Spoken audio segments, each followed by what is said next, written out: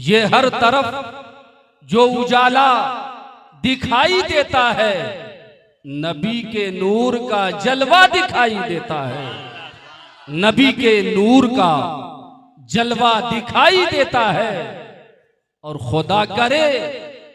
खुदा करे कि वहां जाके मेरी जान निकले। खुदा करे कि वहां जाके मेरी जान निकले, जहां से गुंबदे खजरा दिखाई देता हो, जहां से गुंबदे खजरा दिखाई देता हो। अब जरा सा जो आप लोगों की चाहत है मैं समझ रहा हूं, आपकी चाहत के मुताबिक बस दो तीन शेर और वो दो चीज होती है। एक शायर जो है तरन्नुम में पढ़ता है, और जब तरन्नुम में पढ़ता है तो देखिए अभी आपने ये साहिल मोहम्मद साहिल फुलपुरी, माशाल्लाह कितना अच्छा तरन्नुम था। ये पढ़ रहे थे तो ऐसा लग रहा था ये पढ़ते जाएं और हम सब मिल करके सुनते जाएं और खूब इनाम भी देते जाएं। एक अंदाज होता है, अल्लाह ने हर इंसान को वो अंदाज अता नहीं किया है। हर आदमी का अंदाज अलग अलग हुआ करता है और हर आदमी अपने अपने अंदाज में प्यारे मुस्तफा की नात पढ़ा करता है। सुभान अल्लाह। हम और आप उर्दू जबान रखते हैं, अपनी उर्दू जबान में आका की नात पढ़ते हैं। जो लोग इंग्लिश जबान रखते हैं वो अपनी इंग्लिश जबान में अपने आका की नात पढ़ते हैं। जो लोग अरबी जबान रखते हैं वो अपने अरबी जबान में आका की नात पढ़ते हैं। यही बोले सिदरा वाले, चमने जहां के थाले सभी हमने छान डाले, तेरे पाए का न पाया तुझे हमद है खुदाया, तुझे यक ने यक बनाया, तुझे हमद है खुदाया, तुझे हमद है खुदाया। न मुस्तफा जैसा अब तक रब ने किसी को बनाया है और न कयामत तक रब ने किसी को बनाएगा। ये मुस्तफा की जात है जिसकी महफिल आप लोगों ने सजाया है। अल्हम्दुलिल्लाह आप महफिल सजा रहे हैं। महफिल सजाने के बदले में अल्लाह ताला आपको जन्नत अता फरमाएगा। सुभान अल्लाह। ये किसी दुनियादार की महफिल नहीं सजाए हैं, बल्कि मदीने के ताजदार की महफिल सजाए हैं। और मदीने के ताजदार की महफिल इंसान को जन्नती बना दिया करती। अभी आपने नारा लगाया, इधर से नारे की आवाज आई, जरा उधर जो लोग दिख नहीं रहे आप लोग भी जरा नारा लगा दीजिए। जरा सा लगा दीजिए भाई, अरे साथ दीजिए या रसूल अल्लाह। देखिए इतनी मेहनत से इतनी मोहब्बत से उन्होंने नारा लगाया। अल्लाह ताला उनको ताहयात जिंदा रखे। खैर आपने नारा लगाया, आपने सरकाए कायनात अलैहि सल्लवात तस्लीम की सुन्नत को अदा किया। अब मैं शेर आपके नारे ही को सुनकर मैं दो तीन शेर हाजिर मोहब्बत से इसरार भाई तवज्जो चाहूंगा। कहीं पे सुबह का नारा, कहीं पे शाम का नारा, कहीं पे सुबह का नारा, कहीं पे शाम का नारा, और नबी वाले लगाते हैं नबी के नाम का नारा। नबी वाले लगाते हैं नबी के नाम का नारा। और हुसैन इब्ने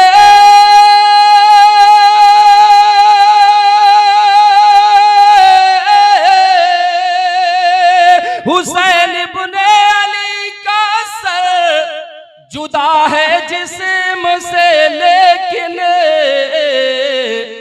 ज़बां पर गूंजता है मज़हब इस्लाम का नारा। ज़बां पर गूंजता है जश्न ईद मिलादुन नबी, सरकार की आमद, दिलदार की आमद, आका की आमद, नारे तकबीर, नारे रिसालत। ज़बां पर गूंजता है मज़हबे इस्लाम का नारा। देखिए वक्त कम है, इस वजह से मैं दोबारा शेर और मिसरे को नहीं पढ़ना चाहता। तवज्जो दीजिएगा, गौर से सुनिएगा भाई, एक ही मर्तबा इंशाल्लाह काफी हो जाएगा।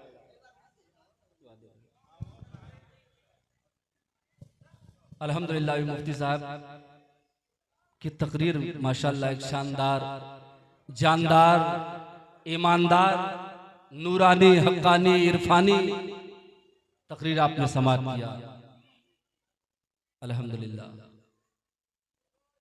और मुझे उम्मीद है कि आप लोग नमाज भी मुकम्मल तौर पर पढ़ते होंगे। नमाज बहुत जरूरी है। फजर की नमाज पढ़ते हैं ना? नहीं पढ़ते। जब टोपी नहीं लगाते हैं तो नमाज क्या पढ़ते होंगे? हंसिए मत। मैंने कहा वक्त कम है, इस वजह से तफसील में मैं जाना नहीं चाहता। आप आए महफिल में तो गुलामान मुस्तफा की हैसियत से आए, नबी के उम्मती की हैसियत से आए कि जिस नबी ने उम्मत के मकाम को इतना बुलंद कर दिया, उम्मत के दर्जात को इतना आला कर दिया। रब ने कहा कुंतुम खैर उम्मतिन उखरिजत लिन्नास तअमुरूना बिल मारूफ व तनहौना अनिल मुनकर। तुम बेहतरीन उम्मत हो, तुम इसलिए पैदा किए गए हो ताकि तुम लोगों को अच्छाई का हुक्म दो और बुराई से रोको। अब बताओ, जब टोपी नहीं लगा के आए हो तो दूसरे कैसे कहोगे?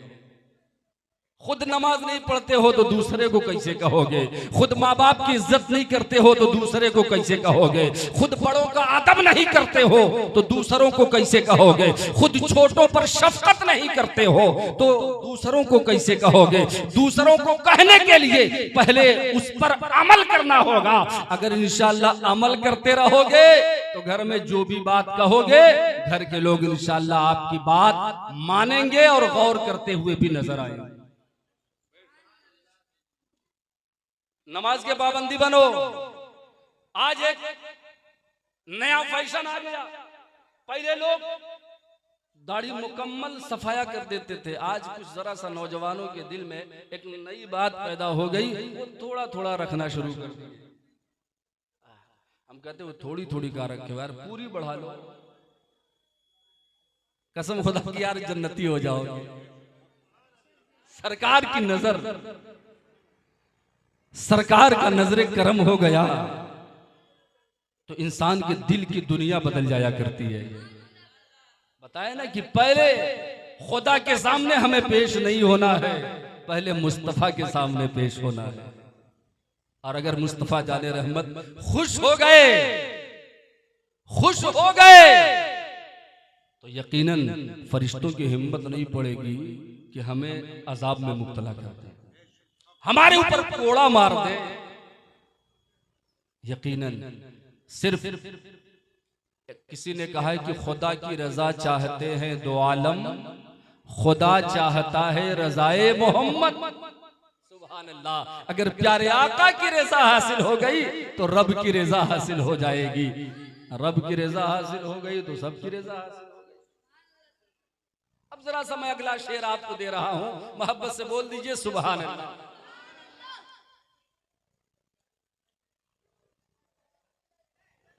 सवेरे जब अजानों के सदाएं आने लगती है, हमारे घर में जन्नत की हवाएं आने लगती है। और हज़रात मैंने गौर किया है और हदीस पाक में भी पढ़ा है, बुजुर्गों के जबान से भी सुना है कि जो लोग माँ बाप की दुआ अपने साथ रखते हैं दुनिया की परेशानियों से महफूज हुआ करते हैं। ऐ लोगों, कहीं सफर में अगर जाना चाहते हो तो माँ बाप की दुआ लेकर के जरूर जाया करो।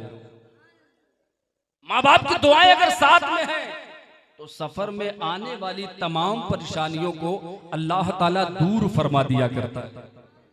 आज हमारा नौजवान सफर में तो जाता है, कोई बंबई जाता है, कोई दिल्ली जाता है, कोई कलकत्ता जाता है, कोई कहां जाता है, कोई कहां जाता है। करीब करीब अक्सर व बेशतर लोग जाया ही करते हैं। हाफिज साहब जाते सब हैं, मगर माहौल क्या जानते हैं? बीवी से 1 घंटा मिलेंगे, माँ से कहेंगे अम्मा जा रहे हैं, अब्बा जा रहे हैं। अपने बीवी बच्चों से खूब 1 घंटा 2 घंटा खूब बढ़िया मिलेंगे, मगर जब जाने का वक्त होगा अम्मा से अम्मा जात है, अब्बा जात है। ये नहीं कि हाँ 10-20 मिनट बैठ जाओ, अपनी माँ को राजी करो, माँ दुआ करना मैं जा रहा हूँ कमाने के लिए, रिस्क की तलाश में जा रहा हूँ, रिस्क हासिल करने के लिए जा रहा हूँ। ऐ मेरी माँ तुम हमेशा मेरे लिए दुआएं करते रहना, मेरे हक में दुआएं करते रहना। यकीनन अगर माँ दुआ करती रहेगी जहां भी रहोगे, अल्लाह ताला तमाम परेशानियों से आपको महफूज रखेगा। माँ बाप की दुआओं को साथ लिया करो। जब माँ बाप की दुआएं साथ में रहा करती है तो मुसीबतें दूर हो जाया करती हैं, मुसीबतें करीब नहीं आया करती हैं। शेर हाजिर कर रहा हूं, मुलाहिजा फरमाए।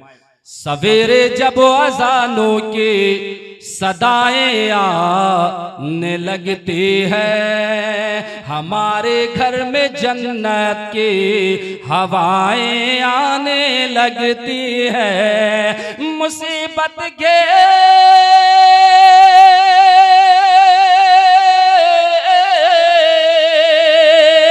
मुसीबत घेर ले मुझको, ये ऐसा हो नहीं सकता। मुसीबत घेर ले मुझको, ये ऐसा हो नहीं सकता। हिफाजत को मेरी माँ की दुआएं आने लगती है, हिफाजत को मेरी माँ की दुआएं आने लगती है। हजरात यकीनन नबी की पैदाइश के मौके पर इस जलसे का एहतमाम किया गया है। यकीनन मेरे आका वो तारीख, वो सुबह सादिक का सुहाना वक्त अनकरीब आने वाला है।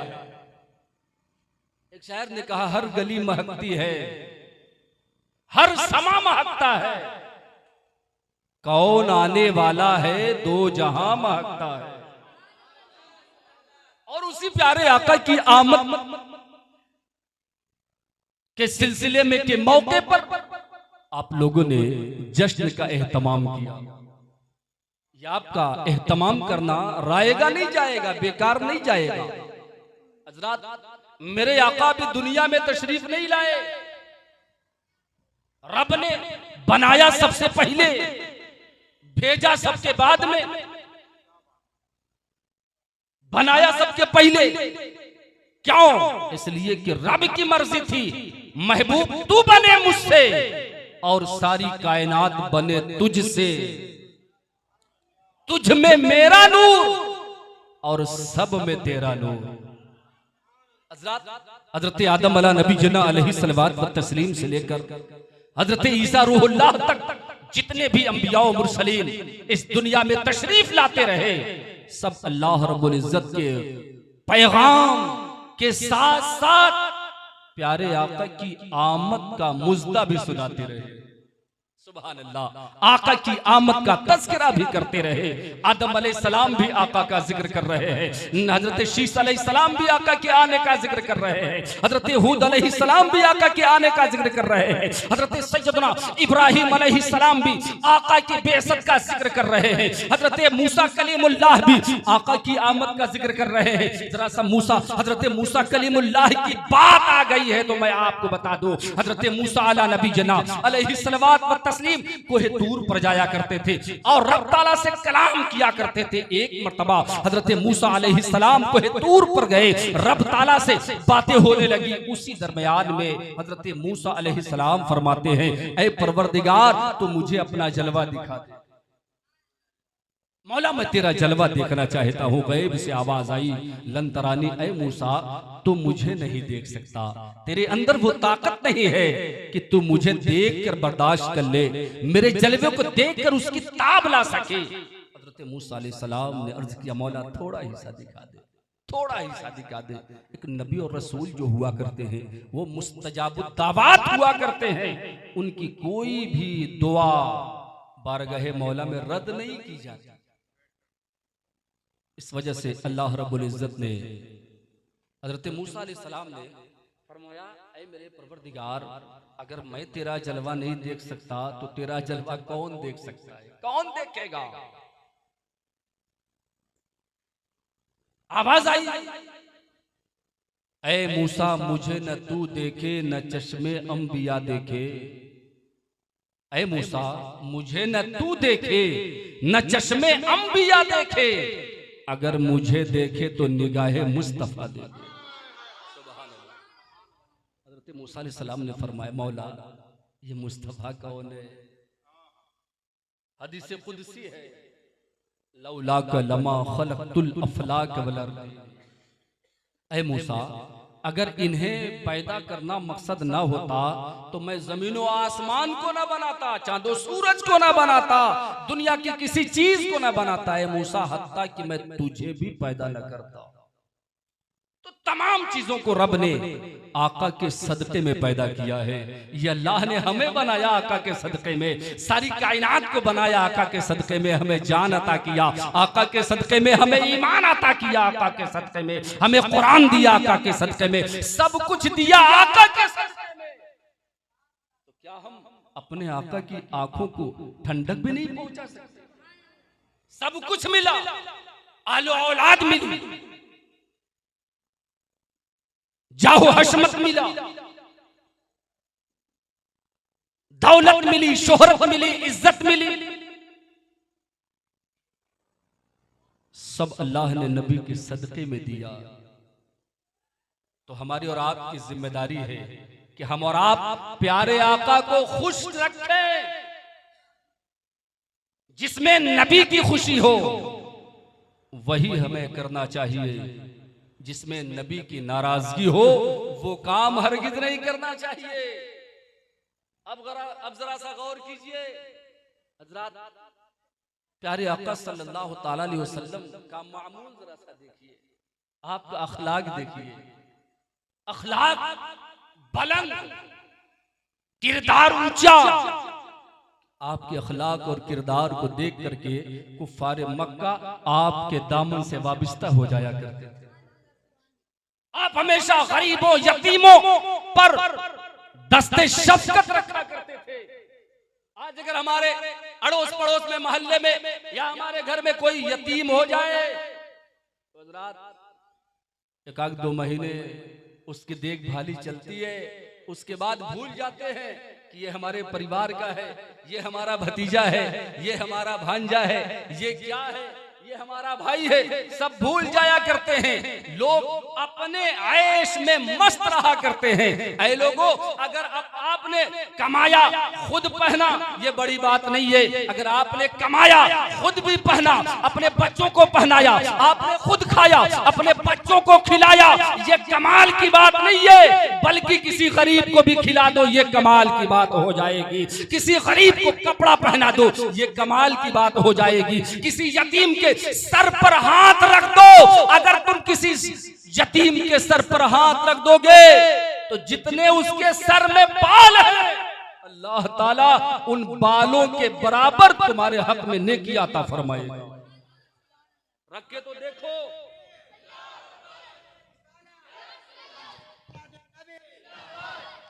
हज़रात, मौजू तो बहुत है, बातें तो बहुत है, लेकिन क्या क्या बताऊं। आज देखिए, गौर कीजिए, इंसान जिस चीज की उसे जरूरत हुआ करती है वही चीज वो हासिल करना चाहता है। अगर कपड़े की जरूरत है तो कपड़ा खरीदता है, जूते की जरूरत है तो जूता खरीदता है, रहने के लिए अगर गाड़ी की जरूरत है तो उसका इंतजाम करता है, और भी दुनिया की बहुत सारी जरूरियातें हैं। इंसान सबको पूरी करने की हमेशा कोशिश करता रहता है। अगर हमें भूख लगी हो और कोई कहे यार चलो तुम्हें घुमा लाएं, अच्छा लगेगा? अरे यार भूख लगी है तो खाना खिलाओ। अगर हमें प्यास लगी है तो कोई कहे यार चलो यार तुम्हें बाजार घुमा लाएं, यार पानी पिलाओ, जो जरूरत की चीज है। अगर मेरे पास कपड़ा नहीं है, यार कपड़ा अगर दे दो तो ये जरूरत की चीज है। आज गौर कीजिएगा, हमारे और आपके दरमियान से हमारे वालिदैन या हमारे भाई या बहन जब इंतकाल करते हैं तो हमारे इलाके का एक मामूल है कि लोग उठाएंगे 2-4 पेटी पारा खरीद लाएंगे। मुफ्ती साहब पारा खरीद लाएंगे, कहेंगे एक उस मदरसे में, एक उस मदरसे में, एक उस मस्जिद में, एक उस मस्जिद में। यार बगैर किसी के राय मशवरे के कुछ खरीदो मत।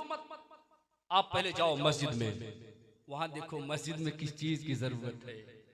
अगर मस्जिद में लाइट की जरूरत है तो लाइट का इंतजाम करो, मस्जिद में पंखे की जरूरत है तो पंखे का इंतजाम करो। अगर सख्त गर्मी है, अगर आपको अल्लाह ने इस्तिताअत दिया है, अगर मस्जिद में एसी की जरूरत पड़े तो एसी का इंतजाम करो। आप मदरसे में पहुंचो, मुफ्ती साहब से मुलाकात करो, मुफ्ती साहब बताइए मैं अपने वालिदैन की साले सवाब के लिए कुछ करना चाहता हूं, आपसे मशवरा लेने के लिए आया हूं, आप बताइए क्या करूं। मुफ्ती साहब से पूछे तो ये बताएंगे कि फला किताब की जरूरत है, फला किताब की जरूरत है, फला बच्चा गरीब है उसके लिए कपड़े की जरूरत है, फला बच्चा गरीब है उसके पास बिस्तर नहीं उसे बिस्तर की जरूरत है, फला के पास फला की जरूरत है। जरूरियात की चीजें पूछा करो, जब जरूरत वाली चीज को पूरा करोगे तो इंशाअल्लाह तुम्हें ज्यादा सवाब अता फरमाएगा। ठंडी आ जाए, ठंडी का मौसम है, लिहाफ का इंतजाम कर दो, कंबल का इंतजाम कर दो। हजरात आप गौर कीजिए, आप तो हम और आप तो अल्हम्दुलिल्लाह ठंडे ठंडे पंखे के नीचे, हमारे और आपके पास सारी जरूरतें हैं। मगर आप मदरसे में जाएंगे, आप देखेंगे कि बच्चे पढ़ रहे हैं, कुरान पढ़ रहा है। अगर वहां पंखा नहीं है तो आप वहां पंखा लगा दीजिए, पंखे के नीचे अगर एक हाफिज़े कुरान बैठ करके कुरान की तिलावत करेगा, कुरान पढ़ेगा, एक आलिम दीन, एक आलिम का कोर्स करने वाला लड़का अगर तफसीर की किताब पढ़ेगा, फिक़ह की किताब पढ़ेगा, हदीस की किताब पढ़ेगा, उसूल की किताब पढ़ेगा, तो यकीनन वो बच्चा आपके दिए हुए पंखे की हवा में पढ़ेगा। यकीनन उसे दुनियावी पंखे की हवा मिल रही है और उसके बदले में अल्लाह ताला आपके वालिदैन को कब्र में जन्नत की हवा अता फरमा देगा, जन्नत की हवा अता फरमा देगा। ऐ लोगों, जरूरियात की चीज की तरफ ध्यान दो, सिर्फ वही पेटी वही पारा लाने की कोशिश मत करो।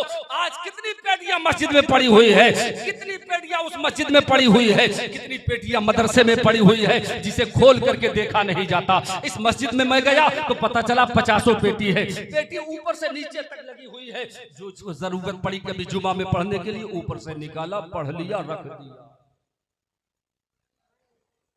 कभी नीचे वाली पेटी पर गौर किया? आप 10-20 पेटी दे दो, जब तक उसे पढ़ा नहीं जाएगा तब तक आपके मरहूम को कोई सवाब नहीं मिलेगा। इस बात का हमेशा ध्यान रखो, ख्याल रखो। सिर्फ पेटी के चक्कर में मत रहो, बल्कि जाओ किसी आलिम दीन से, हाफिज़ कुरान से, किसी मदरसे में चले जाओ, उनसे मशवरा लो। जिस चीज की जरूरत हो उस चीज की जरूरियात की चीजें दी जाएंगी तो इंशाअल्लाह ज्यादा राहत अता की जाएगी। और आगे बढ़िए, देखिए हजरात, हमारा माहौल, हमारा माशरा एकदम बिगड़ चुका है। टाइम कम मिलता है कि मैं भरपूर आपसे खिताब कर सकूं, भरपूर आपको नसीहत दे सकूं, लेकिन बस 10 मिनट की और बात आपसे करूंगा। इंशाल्लाह फिर कभी मुलाकात होगी तो इंशाल्लाह 1.5-2 घंटे तक आपसे मैं गुफ्तगू करूंगा। इसलिए कि जब तक 1 घंटा 1.5 घंटा नहीं होता, समझ ही नहीं आता क्या मुझे कहना है, क्या करना है, समझ ही नहीं आता क्या कहूं क्या ना कहूं। सरकार की महफिल में बैठे हैं, सरकार ने तो सब कुछ दिया, मगर सरकार को हम लोगों ने क्या दिया? कुछ नहीं दे रहे, कुछ नहीं दे रहे। क्या पेशे करूं आका, क्या चीज़ें हमारी है, क्या पेशे करूं आका, क्या चीज़ें हमारी है, ये दिल भी तुम्हारा है, ये दिल भी तुम्हारा है, ये जान भी तुम्हारी है, ये दिल भी तुम्हारा है, ये जान भी तुम्हारी है। मैं आपको बताऊं माशरा कितना बिगड़ा है। लोग माँ बाप की बिल्कुल इज्जत नहीं कर रहे हैं, माँ बाप का बिल्कुल ख्याल नहीं कर रहे हैं। जरा सा क्या कमाने लगे हैं, अपने कमाई के घमंड में माँ बाप को भुला दिए हैं। बीवी से ज्यादा मोहब्बत है माँ से कम मोहब्बत है, बेटे से ज्यादा मोहब्बत है बाप से कम मोहब्बत है। ये माहौल बनता चला जा रहा है। ऐ लोगों जरा सा आइए मैं आपको बताऊं, हजरत सुलेमान अलैहिस्सलाम का नाम आपने सुना, अल्लाह के ऐसे पैगंबर हैं जिन्हें अल्लाह ने पूरी दुनिया की बादशाहत अता फरमाई थी। दुनिया के हर हर शय पर आपकी हुक्मरानी थी। इंसान हो, जिन्नात हो, शजरो हजर हो, पानी हो, हवा हो, जितनी भी चीजें दुनिया में है अल्लाह ने सब की हुक्मरानी आपको अता फरमाया था। अब जरा सा गौर कीजिए, एक मर्तबा हजरत सुलेमान अपने लश्कर के साथ सफर का इरादा करते हैं और जब वो चला करते थे तो तख्त पर बैठ जाया करते थे, हवा को हुक्म देते थे, वो हवा तख्त को उड़ा करके मंजिल तक पहुंचा दिया करता। एक मर्तबा हजरत सुलेमान अलैहिस्सलाम ने सफर का इरादा किया, साथ में जिन्नात की जमात है, साथ में इंसानों की भी जमात है। हजरात अब सफर करना शुरू किए, तख्त हवा में चल रहा है, यकीनन उस तख्त पर जिन्नात भी सवार है, इंसान भी सवार है, हजरत सुलेमान अलैहिस्सलाम भी सवार है। हजरात गौर कीजिएगा, वो तख्त उड़ते उड़ते जब मदीने की सरजमीन पर पहुंचा, मदीने की जमीन के ऊपर जब पहुंचा, हाल ये कि उस वक्त मदीना मदीना न था, उस वक्त वहां कोई आबादी न थी, मैदान था। जब उस सरजमीन पर पहुंचे तो हजरत सुलेमान अलैहिस्सलाम ने हवा को हुक्म दिया, है हवा रुक जा, तख्त को नीचे ले चल। हवा हुक्म की तामील करते हुए तख्त नीचे उतार दिया। अब गौर कीजिए, जरा सा अदब और एहतराम की बात मैं बता रहा हूं, जरा सा कुछ देर दिमाग तवज्जो दीजिएगा।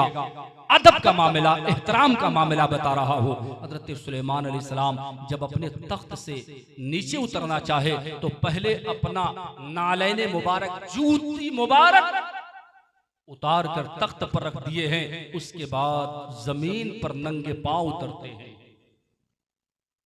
नंगे पांव आप वहां चल रहे हैं, फिर रहे हैं। लोगों ने सवाल किया, हुजूर क्या मामला है कि आप अपने जूते को तख्त पर रख दिए, नंगे पैर आप क्यों चल रहे हैं, नंगे पांव चलने की वजह क्या है? तो हजरत सुलेमान अलैहिस्सलाम ने फरमाया, यकीनन आखिरी पैगंबर जब इस दुनिया में मबऊस होंगे, अल्लाह ताला जब अपने आखिरी पैगंबर को पैदा फरमाएगा तो वो मक्के में पैदा होंगे मगर मदीने को आबाद करेंगे। इसी यहां पर एक शहर आबाद होगा, उसी शहर में वो आखिरी पैगंबर जलवा अफरोज होंगे और हमेशा हमेशा के लिए, कयामत तक के लिए यही जलवा अफरोज होंगे। यकीनन हजरत सुलेमान अलैहिस्सलाम ने पहले ही बता दिया कि आका मक्के में पैदा होंगे और मदीने में जलवा अफरोज होंगे। अदब का तकाजा, अदब की बात आई है तो हजरत इमाम मालिक का हाल भी सुन लीजिए। जब भी वो मक्का और मदीना शरीफ में जाया करते थे तो नंगे पांव जाया करते थे, कभी चप्पल पहन के नहीं जाया करते थे, इस वजह से कि कहीं इस जगह मेरे आका के कदम तो नहीं पड़े हैं, इस जगह तो मेरे आका के कदमे नाश तो नहीं पड़े हैं। आप वहां के दरो दीवार को भी चूमा करते थे, दरख्तों को भी चूमा करते थे, पत्थरों को भी चूमा करते थे, कहीं इस पर मेरे आका की नजर पड़ी होगी, मेरे आका इसे मुलाहजा किए होंगे। हजरत इमाम मालिक वाली की मोहब्बत का ये आलम, एहतराम का ये आलम कि मक्का शरीफ में भी जा रहे हैं तो नंगे पांव जा रहे हैं, और मदीना शरीफ में भी जा रहे हैं तो नंगे पांव जा रहे हैं। ये इमाम के एहतराम का आलम है। यकीनन अदब जरूरी है, एहतराम जरूरी है। जिसके दिल में अदब नहीं है, एहतराम नहीं है, यकीनन वो इंसानियत के काबिल नहीं है। इंसानियत का तकाजा यह है कि अदब भी हो, एहतराम भी हो, मोहब्बत भी हो। यकीनन जब सारी चीजें रहेगी तो वो कामिल इंसान माना जाएगा। फिर उसके बाद हजरत सुलेमान अलैहिस्सलाम अपना सफर वहां से शुरू करते हैं, हवा को घूम देते हैं। हवा फिर तख्त को उड़ा करके एक ऐसे दरिया के किनारे जाते हैं। दरिया किनारे उतर गए। बस 5 मिनट की बात और कर रहा हूँ, मुझे खुद एहसास है कि देर हो रही है, इस वजह से मैं जल्दी जल्दी अपनी गाड़ी को आगे बढ़ा रहा हूँ। यानी यकीनन जिस गाड़ी से मैं कभी तेज नहीं चलता हूँ, मगर आज बहुत तेज चलने की कोशिश कर रहा हूँ। मैं इसी वजह से बहुत पुरानी गाड़ी चलता हूँ, बहुत आसानी चलता हूँ। आजकल एक्सीडेंट बहुत ज्यादा हो रहे हैं। बच्चे गाड़ी चलाने में बड़ी एहतियाती से काम ले रहे हैं। कोई 70 के स्पीड में जा रहा है, कोई 72 के स्पीड में जा रहा है, कोई 90 के स्पीड में जा रहा है। और हाल यह है कि कहीं गिरता है तो हाथ भी टूट रहा है, पैर भी टूट रहा है, सर में भी चोट आ रही है। अब घर वाले परेशान नजर आ रहे हैं, माँ अलग रो रही है, बाप अलग परेशान नजर आ रहा है, भाई सऊदी में है तो अलग परेशान नजर आ रहा है कि भाई की क्या हालत है। माँ परेशान है, रो रही है, बेटे के हाथ टूट गया है, बेटे का पांव टूट गया है। मगर इन नौजवानों का क्या ख्याल है कि अगर हमने जानबूझकर ये मुसीबत सर मोल लिया है, अगर ये धीरे धीरे चले होते, लेकिन धीरे नहीं चलेंगे, मुसीबत आनी है, इस वजह से वो तेज चलेंगे। नौजवानों ध्यान दो, ये जिस्म बड़ी कीमती है, ये आज़ा बड़े कीमती है।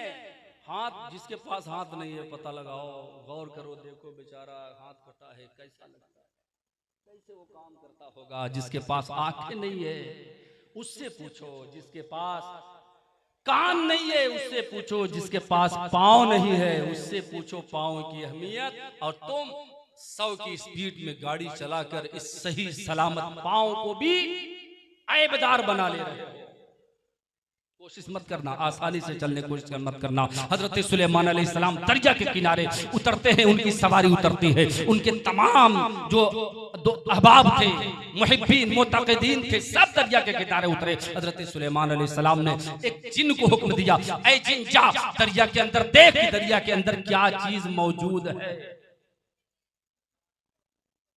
वो जिन जाता है, दरिया के अंदर जाता है, और वहां पर क्या देखा कि एक बहुत आलीशान लंबा चौड़ा महल है। दरिया के अंदर एक लंबा चौड़ा आलीशान खूबसूरत महल है, मगर उस महल में कोई दरवाजा नजर नहीं आ रहा। उस महल के अंदर क्या है, कौन है, ये समझ में नहीं आ रहा है। यकीनन वो जिन आया है, हजरत सुलेमान अलैहिस्सलाम से कहा, हुजूर वहां पर एक आलीशान महल है। आपने फरमाया कि क्या तुम उस महल को ला सकते हो, बाहर निकाल सकते हो। जिन ने कहा, हुजूर मेरे अंदर इतनी ताकत नहीं है कि मैं उस भारी भरकम महल को दरिया से बाहर निकाल के लाऊं। इतने में आपके वजीर हजरत आसिफ बिन बरखिया भी मौजूद थे। आपने फरमाया, हजरत बहुत तेजी से बात कर रहा हूँ, वरना इस बात अगर ये मैं वाकया बताऊं तो तकरीबन 1 घंटा हो जाएगा, मगर मैं बहुत जल्दी बात आगे बढ़ा रहा हूँ, आगे पीछे नहीं, बस जितनी बात है मैं उसी को बोल करके आगे निकल रहा हूँ। हजरत आसिफ बिन बरखिया ने फरमाया, हुजूर अगर आप इजाजत दे तो गुलाम लाने की कोशिश। सुलेमान अलैहिस्सलाम ने हुक्म दिया, जाओ ले आओ। अब गौर कीजिएगा, जिन्नातों के अंदर बड़ी ताकत होती है, जिनके अंदर बड़ी ताकत होती है, मगर कहीं उससे ज्यादा ताकत अल्लाह वालों के अंदर हुआ करती है। हजरत आसिफ बिन बरखिया जाते हैं और उस भारी भरकम महल को उस दरिया के अंदर से निकाल के बाहर लाते हैं। बड़ा आलीशान महल था, बड़ा खूबसूरत महल था। हजरत महल आ गया, मगर दरवाजा नहीं, कौन है अंदर मालूम नहीं। हजरत सुलेमान अलैहिस्सलाम ने अल्लाह की बारगाह में अर्ज किया, मौला अंदर जाने का रास्ता बना दे। फौरन रास्ता बन गया। अंदर गए तो देखा कि एक अल्लाह का बंदा इबादत इलाही में मसरूफ है, जिक्र में लगा हुआ है, अल्लाह का जिक्र कर रहा है। इसलिए ऐ बंदो, तुम भी अल्लाह का जिक्र किया करो। जब अल्लाह का जिक्र करोगे तो कामयाबी की मंजिल तक पहुंच जाओगे। कुरान कह रहा है, फज़्कुरुल्लाह कसीरन लअल्लकुम तुफ्लिहून, तुम अल्लाह का जिक्र खूब खूब करो ताकि तुम कामयाब हो जाओ।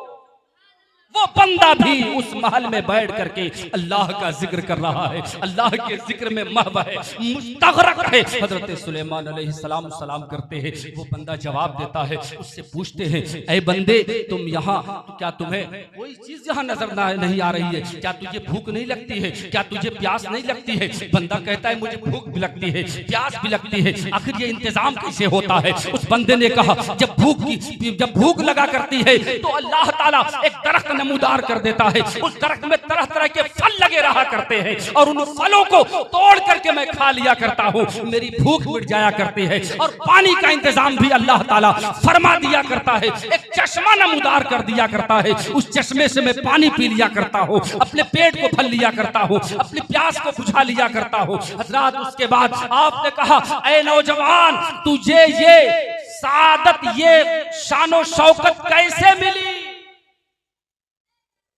आपने फरमाया तू कितने बरस से यहाँ है, कितने साल से यहाँ है? तो उस नौजवान ने कहा, हजरत इब्राहिम अलैहिस्सलाम के जमाने से हूँ, हजरत इब्राहिम अलैहिस्सलाम के जमाने से इस महल में इबादत कर रहा हूँ। आपने कहा, नौजवान तुझे ये महल कैसे अता हुआ, तुझे ये शानो शौकत कैसे हासिल हुई? उसने कहा, मेरी माँ बाप की दुआओं के जरिए हासिल। बोलो सुभान अल्लाह, माँ बाप की दुआओं के जरिए हासिल हुई है। उसने कहा, यकीनन मैं एक ताजिर आदमी था, एक काम करने वाला आदमी था, बिजनेसमैन था, मगर क्या बताऊं कि किस्मत से मेरी माँ की तबीयत खराब हो जाती है। यकीनन मैंने 8 साल मुसलसल अपनी माँ की खिदमत किया है, अपनी माँ की ऐसी खिदमत किया है कि जरूरत अगर पड़ती तो जरूरत के मुताबिक जाता, फौरन चला आया करता था और माँ की खिदमत में लग जाया करता था, माँ की देखभाली में लग जाया करता था।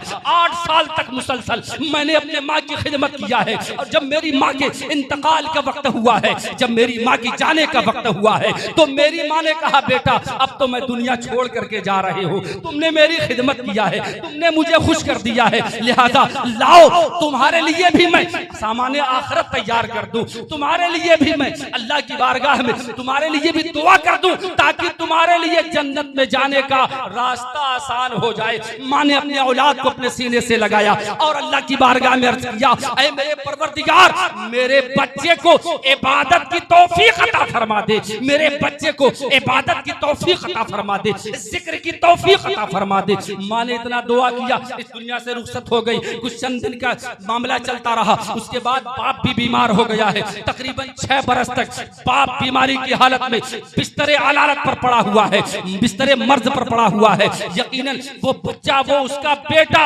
अपने बाप की 6 साल तक मुकम्मल खिदमत करता रहा। और जब बाप के जाने का वक्त आया है तो बाप ने भी कहा, ऐ बेटा बता, तेरी माँ जाने के वक्त तेरे लिए क्या दुआ की थी? उस बेटे ने कहा, मेरी माँ ने इबादत की दुआ की थी, जिक्र करने की दुआ की थी, अल्लाह ने कबूल फरमाया है। यकीनन बेटा अब सुनो, मैं तुम्हारे लिए ऐसी दुआ कर रहा हूँ। रब की बारगाह में बेटे को करीब बुलाता है, बाप अपने करीब बुलाता है और कहता है, ऐ परवरदिगार, इसकी माँ ने इसे इबादत की तौफीक की दुआ की थी, इबादत की करने की दुआ की थी, और मैं तेरी बारगाह में दुआ कर रहा हूँ कि ऐ परवरदिगार, मेरे बच्चे को ऐसी जगह इबादत की तौफीक अता फरमाना जहाँ पर शैतान की रसाई भी ना हो सके, जहाँ पर शैतान पर भी न मार सके।